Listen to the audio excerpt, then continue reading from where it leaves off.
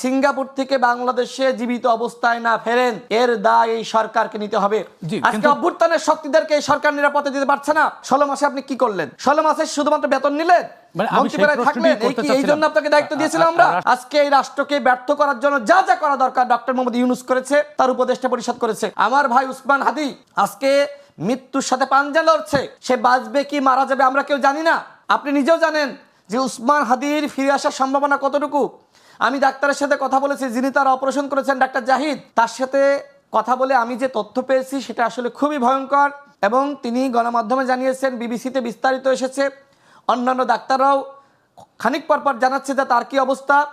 তিনি যদি বাংলাদেশে সিঙ্গাপুর থেকে বাংলাদেশে জীবিত অবস্থায় না ফেরেন, এর দায় এই সরকারকে নিতে হবে।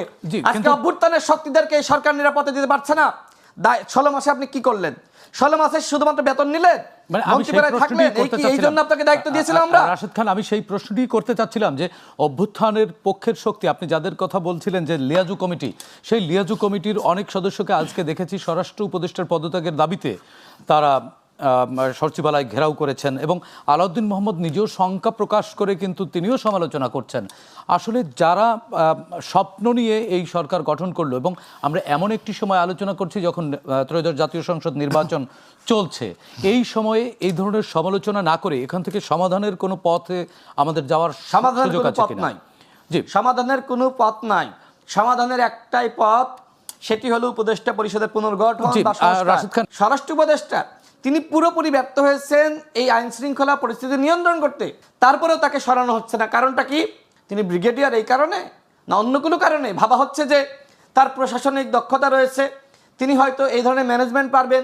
কিন্তু আমরা দেখছি পৃথিবীর ইতিহাসে, বাংলাদেশের ইতিহাসে না, পৃথিবীর ইতিহাসে কোনো দেশে দেখাতে পারবেন না এরকম কোনো অযোগ্য, অথর্ব এবং একজন জোকার ব্যক্তিকে স্বরাষ্ট্র উপদেষ্টা বানানো হয়েছে।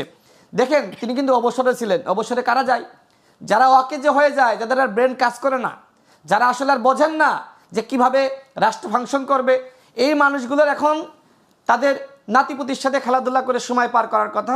তাদেরকে আপনি ধরে এনে জোরপূর্বক বসিয়ে দিয়েছেন কোথায়? উপদেষ্টা পরিষদে।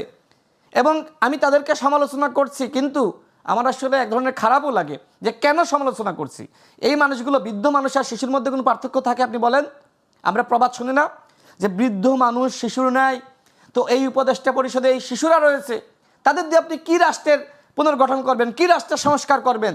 আজকে এই রাষ্ট্রকে ব্যর্থ করার জন্য যা যা করা দরকার ডক্টর মোহাম্মদ ইউনূস করেছে, তার উপদেষ্টা পরিষদ করেছে। আমার ভাই উসমান হাদি আজকে মৃত্যুর সাথে পাঞ্জা লড়ছে। সে বাঁচবে কি মারা যাবে আমরা কেউ জানি না। আপনি নিজেও জানেন যে উসমান হাদির ফিরে আসার সম্ভাবনা কতটুকু।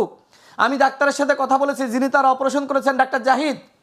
তিনি আমার খুব পূর্ব পরিচিত।